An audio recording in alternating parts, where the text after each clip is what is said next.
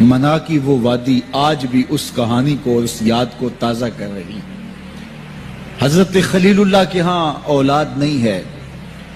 حضرت سارہ کے بعد حضرت حاجرہ سلام اللہ علیہا سے نکاح فرمایا اور اللہ تعالیٰ نے حضرت حاجرہ کے بطن سے ایک پیارا بیٹا عطا کیا جس کا نام اسماعیل رکھا۔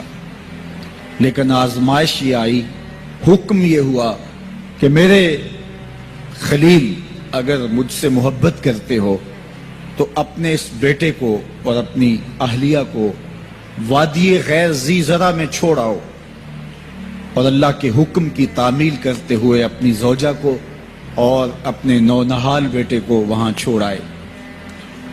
پھر 13 سال کی عمر کو جب حضرت اسماعیل پہنچے تو حضرت خلیل اللہ ملنے گئے۔ ایک خواب دیکھا۔ خواب میں کیا منظر تھا کہ میں اپنے بیٹے کو ذبح کر رہا ہوں۔ اللہ اکبر! یہ کوئی آسان کام نہیں تھا، لیکن نبی کا خواب بمنزلہ وحی ہوتا ہے۔ ہمارے خواب شیطانی وسوسے بھی ہوتے ہیں، الجھے ہوئے خیالات کا عکس ادغاث احلام بھی ہوتے ہیں، اور ہمارے کچھ خواب اچھے بھی ہوتے ہیں۔ نبوت کا 46واں حصہ بھی خوابوں کو کہا گیا ہے، اچھے خوابوں کو۔ لیکن نبی کا خواب محض خیر پر مشتمل ہوتا ہے اور شیطان کے وسوسے کا نتیجہ نہیں ہوتا، یہ اللہ کی طرف سے نبی کو القاء کی گئی بات ہوتی ہے۔ اب حضرت ابراہیم علیہ السلام کو خواب یہ آتا ہے کہ میں اپنے بیٹے کو ذبح کر رہا ہوں۔ 13 سال کا نونہال بیٹا، اور بیٹا بھی وہ جو اللہ سے دعائیں مانگ مانگ کے لیا گیا۔ حکم ہے کہ اس بیٹے کو میری رضا کے لیے ذبح کر دو۔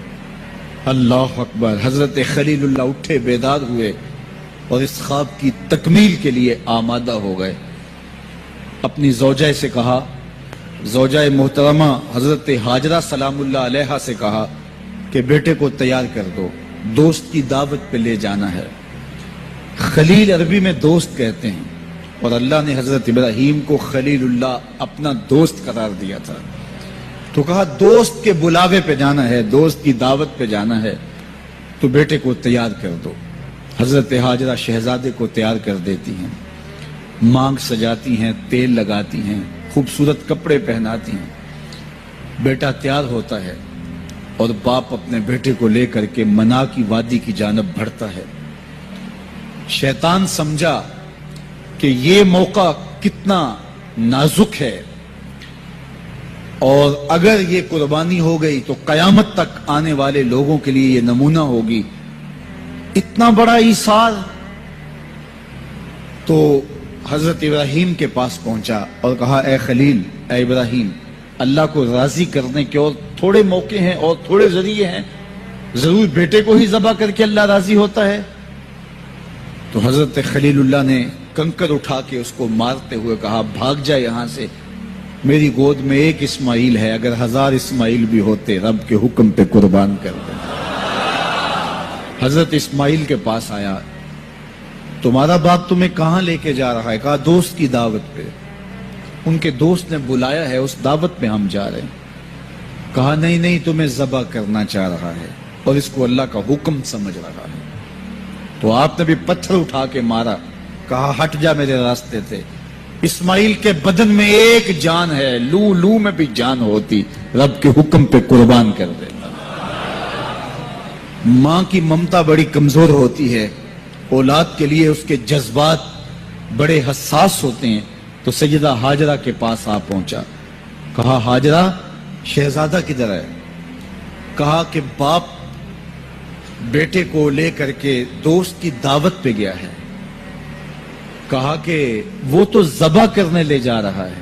کہا کوئی سوچ کے بات کر، وہ بیٹے کو ذبح کرے گا جس کو اللہ سے مانگ مانگ کے لیا، بڑھاپے کا سہارا، عصائے پیری، راتوں کے رت جگے، سسکیاں، آہیں اور دعائیں اور التجائیں اور تمنائیں اللہ کے حضور کر کر کے رب سے مانگ مانگ کے بیٹا لیا، اور اس کو اپنے ہاتھوں سے ذبح کر دے گا؟ بیٹا تو نالائق بھی ہو تو کوئی باپ اسے ذبح نہیں کرتا۔ یہ بیٹا، اس کی آنکھوں میں تو نور اور چمک اور روشنی نبوت کی نظر آ رہی ہے، بھلا باپ کیسے ذبح کرے گا؟ تو کہا وہ اسے اللہ کا حکم سمجھ رہا ہے. کہا اچھا؟ کہا ہاں. تو حضرت حاجرہ نے کہا ظالم تو کہیں شیطان تو نہیں ہے؟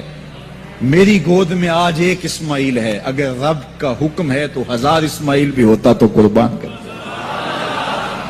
ماں کی ممتا پہ قربان جائیے، بیٹے کی وفاداری پہ قربان جائیے، اور باپ کی اللہ کے حکم کی تعمیل اور ایثار کے جذبوں پہ قربان جائیے.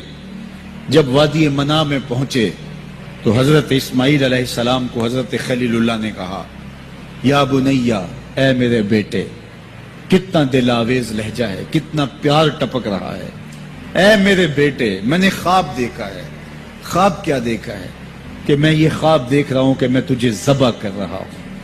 فانظر ماذا ترا، اب تو بتا تیری رائے کیا ہے. باپ بیٹے سے کہے کہ میں تمہیں ذبح کر رہا ہوں تو بیٹے کا انداز کیا ہوگا؟ آج تو باپ کسی بیٹے کو زیادہ محبت سے نواز دے تو دوسرے بیٹے شکایت کو نہ ہو جاتے ہیں کہ ہمارا باپ ظالم ہو گیا ہے. کسی وجہ سے کسی کو ترجیح دے دے، اپنے مال میں سے کسی کو کچھ زیادہ دے دے، اور وہ اس کا اختیاری مال ہو، لیکن اس کے باوجود بھی وہ اپنے چچاؤں کو، عزیزوں کو، رشتہ داروں کو کہتے ہیں جناب ہمارا باپ منصف نہیں رہا، ہمارا باپ زیادتی کر رہا ہے. یار یہاں باپ بیٹے کو کہہ رہا ہے کہ بیٹا میں تجھے ذبح کر رہا ہوں. بیٹے کے تیور نہیں بدلتے. یہ فیضان نظر تھا یا کہ مکتب کی کرامت تھی؟ سکھائے کس نے اسماعیل کو آداب فرزند؟ باپ نے کہا بیٹا میں تجھے ذبح کر رہا ہوں. بیٹے کا دل آویز جواب سنیے. بیٹا سر جھکا دیتا، امتثال امر تھا، حکم کی تعمیل تھی. بیٹا کہتا جی جیسے آپ کی مرضی، یہ بھی امتثال امر تھا. بیٹا خاموشی سے جھک جاتا، یہ بھی امتثال امر تھا. گردن رکھ دیتا، یہ امتثال امر تھا. بیٹا کہتا جی جیسے آپ چاہیں، امتثال امر تھا. لیکن بیٹے نے جو جواب دیا قیامت تک اس کو بھی سنہری حروف سے لکھا جائے گا. باپ نے کہا بیٹا میں تجھ کو ذبح کرنا چاہ رہا ہوں. جواب کیا آیا؟ یا آباتے، اے میرے ابو.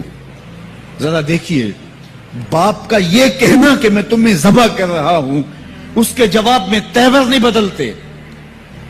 چہرے پر جلال اور غصہ اور عجیب سی کیفیت پیدا نہیں ہوتی کہ میرے باپ آپ کیا بول رہے ہیں. لیکن جب باپ بولا بیٹا میں تجھ کو ذبح کرنا چاہ رہا ہوں تو فرما بردار بیٹا کیا بولتا؟ یا آباتے، اے میرے باپ. اللہ اکبر. تم تو ذبح کرنا چاہتے ہو. یا آبا تفعل ما تؤمر، ابو ذبح کیا ہے جو کرنا ہے کیجئے. یہ نہیں کہا کہ ذبح کرنا چاہتے ہیں ہاں ذبح کر لیجئے. ذبح کا جواب ذبح سے دینا یہ مکمل فرما برداری تھی. باپ کہتا یا آبا، یا بنیا، اے میرے بیٹے میں نے خواب دیکھا ہے میں تجھے ذبح کر رہا ہوں. تو بیٹا کہتا ہاں مجھے ذبح کر لیجئے. یا آبا تذبح، ہاں مجھے ذبح کر لیجئے. لیکن بیٹا یہ نہیں کہتا کہ ذبح کر لیجئے. ذبح کا جواب ذبح میں نہیں کہا بلکہ جواب 2 قدم آگے بڑھ کے دیا. یا آبا تفعل ما تؤمر، ماں میں عموم ہے. ابو ذبح کیا جو بھی کرنا ہے کیجئے. رہی بات میری گردن پہ چھری چلے گی، بدن تو تڑپے گا، لیکن ستاجدونی انشاءاللہ من الصابرین، میرے رب نے چاہا تو صبر کر کے دکھاؤں گا. اگر رب کے حکم کی تعمیل میں نونہال بیٹے کی گردن پہ چھری رکھنے کا عزم اور ایثار کی یہ کہانی آپ رقم کرنے جا رہے ہیں تو آپ میرا منظر بھی دیکھیں گے کہ میں تڑپوں گا بھی نہیں. یا ابا تفعل ما تؤمر ستجدنی انشاءاللہ من الصابرین، آپ دیکھیں گے میں صبر کر کے دکھاؤں گا. فلما اسلم وتلہ للجبین، قرآن بتاتا ہے جب دونوں راضی ہو گئے. کس بات پہ راضی ہو گئے؟ فلاں نمبر کی گاڑی خرید لیں، فلاں بنگلہ خرید لیں، فلاں فیکٹری خرید لیں. باپ اور بیٹے نے یہ طے کیا نہیں، باپ ذبح کرنے پہ راضی ہو گیا اور بیٹا ذبح ہونے پہ راضی ہو گیا. فلما اسلم، ایک تو ہمارا اسلام ہے، یہاں دیکھو ان کا اسلام. الاسلام گردن نہادن، اسلام کا معنی یہ ہے گردن رکھ دینا. اپنی مرضی چھوڑ دینا. فلما اسلما، جب دونوں نے گردنیں رکھ دی، دونوں نے جو ہے وہ یہ طے کر لیا، باپ نے ذبح کرنے کا طے کر لیا، بیٹا نے ذبح ہونے کا طے کر لیا. وَتَلَّهُ لِلْجَبِينِ، اور باپ نے بیٹے کو پیشانی کے بل لٹایا. اس پر دو قول ہیں. تَلَّهُ لِلْجَبِينِ، پیشانی کے بل یوں لٹایا کہ الٹا لٹایا تاکہ پیچھے سے ذبح کریں، بیٹے کا من موہنا چہرہ سامنے نہ ہو، ذبح کرنے میں رکاوٹ نہ بن جائے. کوئی بیٹا معمولی تو نہیں، اس کی پیشانی میں نبوت کے اجالے چمک رہے. تو بیٹے کو لٹا دیا اور الٹا لٹایا. تَلَّهُ لِلْجَبِينِ، پیشانی کے بل لٹایا. لیکن مفسرین کی ایک جماعت نے کہا نہیں، الٹا نہیں لٹایا. تو تَلَّهُ لِلْجَبِينِ کا معنی کیا ہوا؟ جس طرح ہم آپ جانور کو ذبح کرتے ہیں تو اس کی گردن کو خم دے کے پیچھے زمین پہ لگا دیتے ہیں تاکہ اس کی رگیں تن جائیں اور گردن کھل جائے اور چھری پھیرنے میں آسانی ہو اور جلدی سے جو ہے وہ رگیں کٹ جائیں. کہا کہ بیٹے کی ریشم جیسی نازک گردن کو موڑ کے پتھر پر پیشانی کو لگایا. اللہ اکبر. بیٹے کو رسیوں سے باندھا ہوا تھا اور اپنی آنکھوں پہ پٹی باندھی ہوئی تھی، اور یہ بیٹے نے کہا تھا ابو مجھے رسیوں میں جکڑ لے، شدت کی درد ہوگی، کہیں تڑپ نہ جاؤں، اور ایسا نہ ہو کہ رب کے حکم کی تعمیل میں آپ کو تاخیر نہ ہو. تو باپ نے اپنے ہاتھوں سے اپنے بیٹے کو جکڑا تھا، لیکن جو ہی چھری پکڑ کے باپ بیٹے کو ذبح کرنے لگا، بیٹے نے آواز دی ابا جان رک جائیے. کیوں بیٹا، پروگرام تبدیل ہو گیا؟ کہا نہیں، یہ میری رسیاں اتار دیجئے. بیٹا کیوں اتاروں، خود تو کہا تھا مجھے رسیوں سے جکڑ لو. ابا جان میری رسیاں اتار دیجئے. کہیں کل کا مورخ یہ نہ لکھے باپ ذبح کرنا چاہتا تھا، بیٹا ہونا نہیں چاہتا تھا. باپ نے باندھ کے کیا. کھول دیجئے رسیاں، نہیں تڑپوں گا. اللہ اکبر. رسیاں کھول دی جاتی ہیں. کائنات نے ایسا منظر کبھی دیکھا نہیں تھا، چشم فلک نے ایسا نظارہ کبھی کیا نہیں تھا. منا کی وادی ہے، فولاد جیسے پگھلے ہوئے پہاڑ ہیں، آسمان سے فرشتے بھی جھک جھک کے حورے غلمان اور رضوان جنت بھی دیکھ رہے ہیں. مالک قیامت آنے والی ہے. کہا فرشتوں تم نے کہا تھا انسان کو خلیفہ بنایا جا رہا ہے، یہ تو لڑائی کریں گے، سجدے تو ہم کریں گے، ذرا میرے بندے کی اس انوکھی ادا کو بھی تو دیکھو. لاؤ سارے سجدے، اپنے قیام لاؤ، اپنے رکوع اور اپنے سجود لاؤ، اور میرے بندے کے اس جذبہ ایثار کے مقابلے میں رکھو. اللہ اکبر. حضرت خلیل اپنے نونہال بیٹے کو فلما اسلما وتلہ للجبین، قرآن نے منظر نگاری کی ہے کہ جب باپ بیٹا راضی ہو گئے، باپ ذبح کرنے پہ راضی ہو گیا. منا کی وادی ہے، کوئی تیسرا شخص نہیں ہے، پگھلے ہوئے پہاڑ ہیں، آسمان کا منظر ہے، ہاتھوں میں چھری پکڑی ہے، زمین تھرانے لگی، عرش کانپنے لگا، وادی پہ راشا تاری ہے، سورج سے یہ منظر نہیں دیکھا جا رہا، کارکنان قضاء و قدر کی چیخیں نکل رہی ہیں. مالک یہ کیا ہونے جا رہا ہے؟ کہا ذرا میرے بندے کی ادا تو دیکھو. پھر ہاتھوں میں چھری پکڑ کے، آنکھوں پہ پٹی بندھی ہے اور نونہال لیٹا ہے، اور پیشانی موڑ کر کے، گردن موڑ کر کے پیشانی زمین پہ لگائی، اور تنی ہوئی رگوں پر حضرت خلیل اللہ نے جب چھری پکڑ کے چھری کو پوری ہمت کے ساتھ بیٹے کو ذبح کرنے کے لیے جنبش دی. چھری تو جنبش کرتی ہے لیکن ایک بال بھی نہیں کٹتا. چھری کو زمین پہ مارا، زمین میں دھنس جاتی ہے. لما تقطعی یا سکین، چھری کاٹتی کیوں نہیں؟ تیرا کام تو کاٹنا تھا. آواز آئی الخلیل یامرنی والجلیل ینہانی. خلیل کاٹنے کا کہتا ہے، رب جلیل کہتا ہے خبردار ایک بال بھی کاٹا تھا. کہا چھری تیرا کام تو کاٹنا تھا. حضرت آگ کا کام بھی تو جلانا تھا. جس نے آگ کو جلانے سے روکا تھا آج اسی کا حکم میرے نام بھی ہے کہ ایک بال بھی نہیں کاٹنا. اس سے راستہ اختیار کیا جا سکتا تھا نکلنے کا. میں نے تو چھری چلائی، اب کیا کروں؟ چھری نے کام نہیں کیا. شکر ہوا بیٹا بچ گیا، لیکن نہیں. خلیل سمجھے شاید کوئی دل میں نرمی پیدا ہوئی تو رب نے چھری کو روک دیا. چھری کو پھر پتھر پہ رگڑا، تیز کیا، اور چھری کی نوک کو نازک گلے پہ رکھ کے پورا وزن ڈال دیا. گلا کٹ گیا، خون بہنے لگا. حضرت خلیل خوش ہو گئے. کتنا مشکل کام تھا بیٹے کو ذبح کرنا، میں کر دیا. جلدی سے آنکھوں سے پٹی کھولی تو کہا، دیکھا کیا کہ منظر بدلا ہوا تھا. بیٹا سمجھ کے جسے ذبح کیا تھا وہ بیٹا نہیں تھا، وہ دمبا تھا. اور حضرت اسماعیل پاس کھڑے مسکرا رہے تھے. بے ساختہ زبان سے نکلا اللہ اکبر. تو حضرت اسماعیل بولے لا الہ الا اللہ واللہ اکبر. پاس کھڑے جبریل جو دمبا لے کے آئے تھے بولے اللہ اکبر وللہ الحمد. ادھر سے آواز آئی وَنَادَيْنَاهُ أَن يَا إِبْرَاهِيمُ قَدْ صَدَّقْتَ الرُّؤْيَا إِنَّا كَذَلِكَ نَجْزِي الْمُحْسِنِينَ. ادھر سے آواز آئی جس سے پہاڑ کی وادی گونجنے لگی اے ابراہیم تو نے واقعی خواب پورا کر دکھایا. وَنَادَيْنَاهُ. سب مترجمین نے اس کا ترجمہ یہ کیا ہے واو حالیہ ہے, یہ طلباء جانتے ہیں. اس حال میں ہم نے ندا دی. حال کیا تھا کہ دمبا ذبح پڑا ہوا تھا, حضرت اسماعیل مسکرا رہے تھے, جبریل پاس کھڑے تھے. جبریل کا پاس کھڑا ہونا اس بات کی دلیل تھی کہ یہ دمبا وہ لے کے آئے ہیں, اور ان کا مسکرانا یہ ساری کہانی بتا رہا تھا. تو حضرت ابراہیم علیہ السلام نے جب یہ منظر دیکھا تو یقین تو ہو گیا کہ یہ رب کی طرف سے انتظام ہے, جبریل لے کے دمبا کھڑے ہیں. تو یہ یقین تو تھا, لیکن مزید تیقن پیدا کرنے کے لیے اللہ کی وحی اترنے لگی اور حضرت خلیل کا دل باغ باغ ہو گیا. وَنَادَيْنَاهُ. اس حال میں جب دمبا ذبح پڑا تھا اسماعیل خوش کن مسکرا رہے تھے, خوبصورت ہنسی ہنس رہے تھے, مسکرا رہے تھے, اور حضرت جبریل بھی مسکرا رہے تھے. تو اس حال میں ہم نے ندا دی ابراہیم تو نے واقعی خواب پورا کر دکھایا. سب نے یہ ترجمہ کیا اس حال میں ہم نے ندا دی, کیونکہ واو حالیہ ہے. لیکن ٹھنڈ نہیں پڑتی تھی. ٹھنڈ تب پڑی جب کنز الایمان کھولا. تو میرے امام نے اس کا جو ترجمہ کیا آپ اشش کر اٹھیں گے. سب نے کہا اس حال میں ہم ندا دی کہ اے ابراہیم تو نے واقعی خواب پورا کر دکھایا. لیکن اعلیٰ حضرت جنہوں نے قرآن کا ترجمہ ہی نہیں کیا, قرآن کی ترجمانی بھی کی ہے, انہوں نے اس کا ترجمہ کیا وَنَادَيْنَاهُ أَن يَا إِبْرَاهِيمُ. اے مخاطب اس موقع کا حال نہ پوچھ جب ہم نے ندا دی.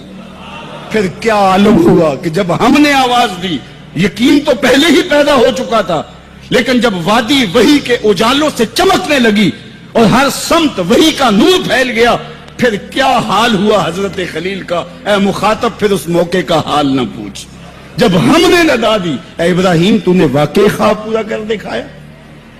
اِنَّا كَذَلِكَ نَجْزِي الْمُحْسِنِينَ. ہم نیکوکاروں کو یوں ہی جزا دیتے ہیں. ہم آپ کا بیٹا تو نہیں لینا تھا, بس ابراہیم تیرا امتحان پورا ہو گیا, تو نے امتحان میں 100 نمبر لے لیے, سرخرو ہو گیا, کامیاب ہو گیا. یہ تماشائے لبے بام تو نہیں تھا, یہ کوئی آسان کام تو نہیں تھا. اللہ اکبر. فرمایا ہم نے اس کو پچھلوں کے لیے سنت کے طور پہ باقی رکھا. سلام علی ابراہیم. ابراہیم تیرے اوپر سلام. آج اسی منسک پہ, اسی قربان گاہ پہ 40 لاکھ حجاج کرام قربانیاں پیش کرتے ہیں. کوئی 2 قربانیاں, کوئی 5 قربانیاں, بعض 100 اونٹ پیش کر رہے ہوتے ہیں. اللہ اکبر. صدیاں گزر گئیں. یہ تو صرف منا کی قربان گاہ ہے. پوری دنیا پہ پھیلے ہوئے مسلمان اس دن جانور ذبح کر رہے ہوتے ہیں. عید کے دن قریب آتے ہیں تو میں گزرتا ہوں سڑکوں, بازاروں اور گلیوں سے, ہر سمت لوگ موٹے تازے جانور لیے گھوم رہے ہوتے ہیں, اور سڑکوں کے اوپر جانوروں کے جو ہیں وہ ٹھٹ لگے ہوئے ہوتے ہیں. تو میری زبان سے بے ساختہ یہی جملے نکلتے ہیں سلام علی کرتا ہے. لیکن جناب ابراہیم کہتے ہیں کہ ان تماثیل کے آگے تم آسن مارے بیٹھے ہو جو اپنا دفاع بھی نہیں کر سکتے اور اپنی ضرورت کی تکمیل بھی نہیں کر سکتے, تمہاری ضرورتوں کو کیسے پورا کریں گے؟ تو یہ میرے رب نہیں ہو سکتے. شمس و قمر کو, چاند کو, سورج کو, ستاروں کو پوچھتے ہو, اچھا یہ چاند یہ ستارے رب ہے. تو جب ڈوب گئے تو کہا کہ جو ڈوبنے والے ہیں وہ میرے رب تو نہیں ہو سکتے. مجھے رب کی ضرورت پڑ جائے, رب ڈوبا ہوا ہو تو مجھے تو وہ چاہیے جو ہر وقت حاضر ہو. تو میں تو اس رب کی پوجا نہیں کر سکتا. یہ ان کے شعور کا امتحان تھا اور اس شعوری امتحان میں پورے نکلے. پھر اس کے بعد اگلا امتحان تھا کہ وہ اس شعور کو بیان کرنے کی طاقت بھی رکھتے ہیں کہ نہیں. پھر بت کدا ٹوٹتا ہے, نمرود کا دربار سجتا ہے, اور وہاں جو خطبہ حضرت ابراہیم نے دیا زمانے نے سنا. جب کلہاڑا اس بڑے بت کے کندھے پہ رکھ دیا اور باقی سارے بتوں کا تیا پانچا کر کے رکھ دیا, جب وہ میلے سے واپس آئے تو ابراہیم بڑی بے نیازی سے بولتے ان کے بڑے نے کیا ہوگا, دیکھو اسلحہ تو اسی کے کندھے پر ہے. تو وہ کہنے لگے ابراہیم تو جانتا ہے یہ بولتے نہیں ہیں. اور حضرت ابراہیم یہی تو لانا چاہتے تھے. پھر جو خطبہ دیا، اُفِّ لَکُمْ وَلِمَا تَعْبُدُونَ مِن دُونِ اللَّهِ أَفَلَا تَعْقِلُونَ، افسوس ہے تمہارے اوپر اور افسوس ہے ان پر جن کو تم اللہ کے علاوہ پوجتے ہو. افلا تعقلون، تمہاری کھوپڑی میں دماغ نہیں ہے. اور پھر اللہ کی توحید کا بیان فرمایا. پھر اس کے بعد جان کا امتحان آیا، تو پھر جلتے ہوئے شعلوں کے اندر جس طرح ہنس کے داخل ہوا پیغمبر، یہ الگ اور نرالی شان تھی.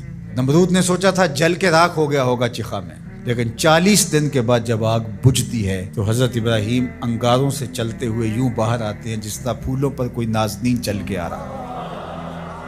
پھر 87 سال عمر ہے. اللہ تعالیٰ پھر حضرت ہاجرہ کے بطن سے حضرت اسماعیل کی صورت میں اولاد عطا کرتا ہے. اب اتنی بڑھاپے کی عمر میں اولاد نصیب ہو تو انسان کا جی چاہتا ہے سارے کام کاج چھوڑ کے گھر بیٹھ جاؤں اور میں اپنی اولاد کے چہرے کی بلائیں لوں، لیکن حکم ہوتا ہے اپنی زوجہ کو بھی اور اپنے نو مولود بیٹے کو بھی ایسی وادی میں چھوڑاؤ جہاں کوئی سبزہ بھی نہیں ہوگا. اللہ اکبر. پھر اسماعیل علیہ السلام کی ایڑیوں کے رگڑنے سے زمزم جاری ہوتا ہے. اب ذرا دیکھیے، ایک ایسا امتحان آتا ہے اگر کو ہمالیہ پہ بھی ڈال دیا جاتا اس کا پتا بھی پانی ہو جاتا. فلما بلغ معہ السعی، جب وہ ان کے ساتھ چلنے پھرنے کے قابل ہوا. ابراہیم علیہ السلام خواب دیکھتے ہیں، اور خواب کیا دیکھتے ہیں کہ میں بیٹے کو ذبح کر رہا ہوں. فلما اسلما، جب دونوں راضی ہو گئے، باپ ذبح کرنے پہ اور بیٹا ذبح ہونے پہ. اب باپ کی آنکھوں پہ پٹی بندھی ہے، ہاتھ میں چھری ہے، 100 سال کا بوڑھا باپ. جبل سبیر کا دامن، منا کی وادی، کارکنان قضاء و قدر دم بخود ہیں. شمس و قمر، یہ منظر آج سے قبل انہوں نے نہیں دیکھا تھا. اور سورج بادلوں کی اوٹ میں منہ چھپانے کی کوشش کر رہا ہے کہ یہ منظر مجھ سے نہیں دیکھا جائے گا. حوروں کی چیخیں نکل رہی ہے، کائنات تھرا رہی ہے، مالک قیامت آنے والی. اور مالک بھی فرشتوں سے کہہ رہا تھا کہ تم کہتے تھے نا کہ سجدے ہم کریں گے، تسبیحات ہم کریں گے، انسان تو دینگا مشتیاں کرے گا. ذرا میرے بندے کی اس ادا کو بھی دیکھو، میرے حکم کی تعمیل پر میرے بندے کی اس انوکھی ادا کو بھی دیکھو. چھری کی نوک حلق کے اوپر رکھ کے پورا وزن ڈال دیا، گلا کٹ گیا، خون بہنے لگا. ابراہیم علیہ السلام ایک عجیب کیفیت میں، کیا کیفیت ہو سکتی ہے میرے پاس تو لفظ نہیں ہے. اللہ اکبر. جلدی سے جو ہے وہ آنکھوں سے پٹی کھولتے ہیں تو دیکھتے ہیں کہ منظر بدلا ہوا ہے. بیٹا سمجھ کے جس کو ذبح کیا وہ تو دمبا تھا، اور اسماعیل علیہ السلام پاس کھڑے مسکرا رہے ہیں، اور پاس حضرت جبریل امین بھی کھڑے ہیں. یہ اس بات کا عملی ثبوت ہے یہ وہ دمبا لے کے آئے. تو بے ساختہ جناب ابراہیم علیہ السلام کی زبان پر جو لفظ آیا وہ یہ تھا، اللہ اکبر، اللہ اکبر. تو حضرت اسماعیل بولے لا الہ الا اللہ واللہ اکبر. پاس کھڑے جبریل بولے اللہ اکبر وللہ الحمد. اللہ نے کہا اے ابراہیم تمہاری قربانی کی سنت کو بھی قیامت تک جاری رکھیں گے، تمہاری زبانوں سے نکلے ہوئے جملے بھی مرنے نہیں دیں. وَنَادَيْنَاهُ أَن يَا إِبْرَاهِيمُ قَدْ صَدَّقْتَ الرُّؤْيَا إِنَّا كَذَلِكَ نَجْزِي الْمُحْسِنِينَ. اس حال میں ہم نے ندا دی ابراہیم تو نے واقعی خواب پورا کر دکھایا. إِنَّ هَذَا لَهُوَ الْبَلَاءُ الْمُبِينُ. اللہ فرماتا ہے یہ بہت بڑا امتحان تھا، یہ چھوٹا امتحان نہیں تھا. اور پھر میرا رب ہو کے کیا کہتا ہے، سلام علی ابراہیم، اے ابراہیم تیرے اوپر سلامتیاں نازل ہو. اللہ اکبر. پرسوں بھی میں کسی منڈی کے قریب سے گزرا، کہتے ہیں اس علاقے کی سب سے بڑی منڈی ہے. تو ہزاروں جانور، ہجوم محبت، اور سڑکوں پر، گلیوں میں، بازاروں میں کوئی یہاں گائے لے کے جا رہا ہے، کوئی بیل، کوئی اونٹ اٹھا کے لے کے جا رہا ہے. تو بے ساختہ میری زبان سے یہی نکلتا ہے سلام علی ابراہیم، ابراہیم تیرے اوپر سلامتیاں نازل ہوں. اللہ اکبر. اور اس قربان گاہ پر، جس قربان گاہ پر حضرت اسماعیل کو لے کر کے چلے تھے، منا کی وادی میں جبل سبیر کے پاس، وہاں 25 لاکھ حجاج جانور ذبح کریں گے. تو منا کی وادی اس گونج سے منور ہوگی، آواز آ رہی ہوگی سلام علی ابراہیم، ابراہیم تیرے اوپر سلامتی. ابراہیم علیہ السلام نے چھوٹا کام نہیں کیا، بہت بڑا کام کیا. لیکن میرے رب نے بھی پھر جو اعزاز دیا، جو تکریم دیا. عرض کی گئی یا رسول اللہ یہ قربانیاں کیا ہیں؟ فرمایا تمہارے باپ ابراہیم کی سنت ہے. قیامت تک وہ نقشہ ہماری آنکھوں کے سامنے رہے گا، اور لوگ اپنے قیمتی متاع کو اس طرح قربان کرتے رہیں گے. ہمارے ایک بزرگ فرمایا کرتے تھے کہ ہر بندے کا کوئی نہ کوئی اسماعیل ہوتا ہے. جب تک وہ اپنے اسماعیل کی گردن پر چھری نہیں رکھتا رب کا قرب نصیب نہیں ہوتا۔ تو اپنی عزیز ترین متاع اللہ کی راہ میں قربان کرنے کا موقع آ جائے، وہ جان ہو، وہ اولاد ہو، وہ مال ہو، وہ منصب ہو، جب حالات تقاضا کریں اور آپ کو لگے کہ میرے مالک کا مجھ سے یہ تقاضا ہے، تو راہ خدا کے اندر قربان کرنے کا جب یہ جذبہ اس لیول تک پہنچ جائے تو پھر آپ اس نور سے مالا مال ہوتے ہیں، اس فیض سے فیض یاب ہوتے ہیں۔ ہمارے لیے یہ واقعات اس لیے رکھے، ہم تو چھوٹے چھوٹے امتحانوں سے ڈر جاتے ہیں، ہمیں بڑے امتحان بھی دینے پڑے تو ہمارے بڑوں کی سیرت یہ ہے کہ ہم کشادہ دلی کے ساتھ، خوش دلی کے ساتھ ان امتحانوں سے گزریں، پھر ہمارے رب کی رحمتیں اور کرم نوازیاں ہمارے شامل حال ہوں گی۔